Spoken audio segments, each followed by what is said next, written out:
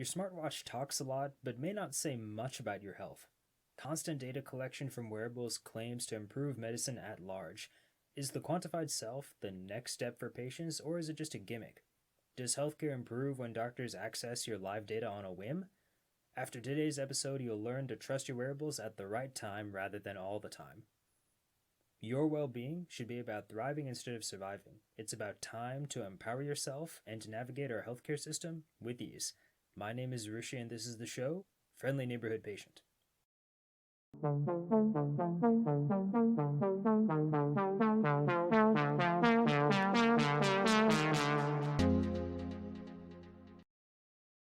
Imagine your sleep and heart data beamed straight to your medical record. Your care team might notice a red flag, then schedule a virtual appointment right away. Our nifty wearables can make that happen. Healthcare wearables, meaning tech you can put on like clothes, are used for both medical and general wellness purposes. Apple Watches can take your heart rate and track exercise goals, but can't time your insulin like a continuous glucose monitor does. Patients can miss that nuance because technology is blurring the line between wellness and medicine. Regulators like the FDA pay close attention. For the purposes of this episode, I'm focusing on the consumer-facing side of wearables, not as much the higher-end devices that may get implanted following a doctor's order. You might see your doctor once to twice a year and get vital info recorded at that time, like your height, weight, blood pressure, etc. Pro-wearable users argue that smart devices are a complement for the other 363 days a year when you aren't seeing the doctor. Smart device sensors generate health data continuously, and we take our devices with us everywhere. Doctors and patients can then form custom health and wellness goals from these vectors. Regardless of whether you have a consumer-grade device like a Fitbit or a medical-grade device like a glucometer, someone has to work with the data. In most situations, patients and their doctors take a passive approach if wearables are in play. The heart rate data coming from a chest monitor sends itself to your medical record, and if your provider notices something wrong, new care gets organized. That would be one simple example. For other measures, patients can report their own data, meaning actively monitoring their data, to a physician or health system. This is where the use case for wearables loses some ground. Patients don't want to put in extra time to enter info. Smart healthcare devices are supposed to draw a better picture of your health automatically. Patients wonder if they have to do anything more than put on a strap or take a pill full of sensors. Analysts and consultancies think we're just beginning to grasp all that smart health gadgets have to offer. America's medical wearable market is projected to grow at a blistering pace of 26% per year through 2030. Most of these gains will come from a higher incidence of lifestyle-associated issues like diabetes and hypertension. Serious changes in vitals like blood sugar and blood pressure make the difference between life and death for such diseases. It's no surprise that wearables can help providers catch problems early with remote patient monitoring. The overall breakdown of consumer-leaning medical devices also includes fitness and home health. Why is our wrist such a popular throne for wearables? The wrist skin is thin enough to take a pulse, and our arms move enough muscles around to allow for kinetic tracking. It's also simple to just look at your watch between tasks. Sensors are making their way to other places besides our wrists. Headbands and shoes are popular alternatives to stuff a few sensors in, not to mention that we have supercomputers in our pockets. Cell phones themselves pick up uncountable data on us, for better or worse, and can have attachments like ECGs to create new tools on the spot. Some vitals are better for wearables than others. According to a survey run by the Health Information and Management Systems Society, blood pressure and blood glucose were doctors' two most preferred statistics, at least statistics from a wearable.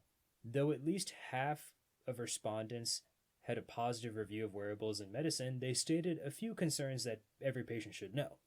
The data may be skewed and patients might not be using devices properly.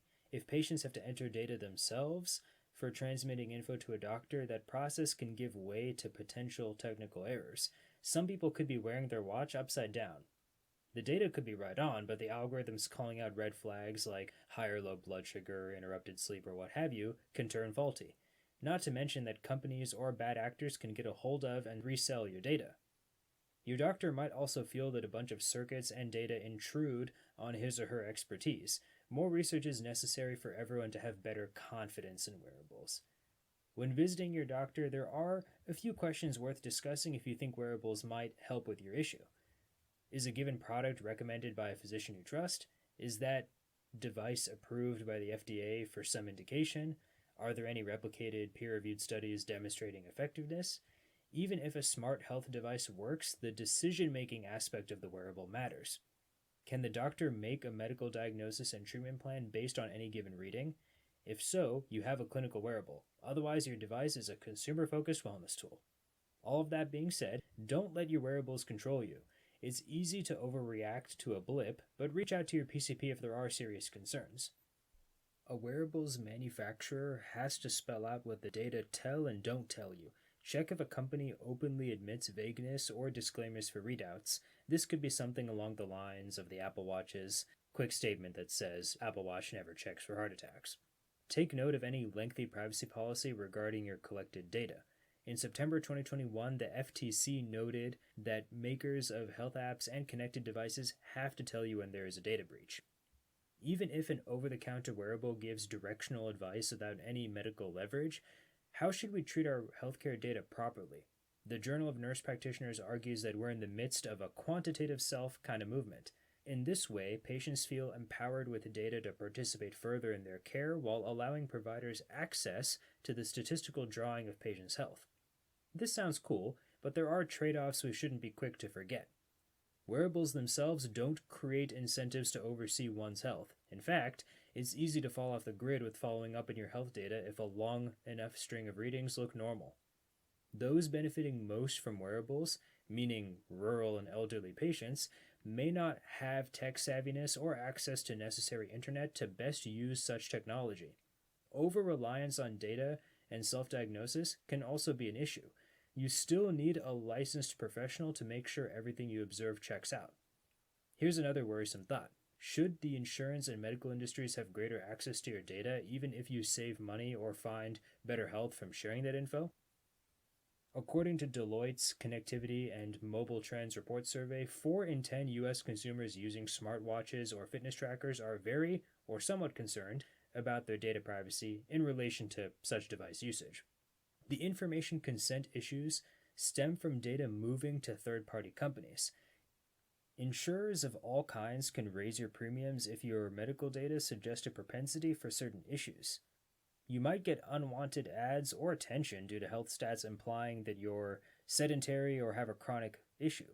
Employers could subvert you from full-time work on the basis of data-driven medical insights. Smartwatches and fitness trackers operate in a gray area not fully accountable to HIPAA laws. These concerns I rattled off lead to a probable reality for all patients. Of course, the better doctors of tomorrow should embrace technology, including wearables. If you're unsure if your new phone app or smart headband paints a clear picture, ask your physicians if a given stat or device meets their standards. Wearables do help you accumulate concrete info beyond what's possible at the doctor's office, but eventually you'll need to visit someone for guidance. Even before the pandemic, more Americans have been working remotely and being nomadic in their professions. The next pod will help patients who travel a lot and who believe the world is their office to navigate our medical system across state lines. Subscribe and stay tuned to Friendly Neighborhood Patient for all the healthcare good stuff. I'll catch you at the next episode.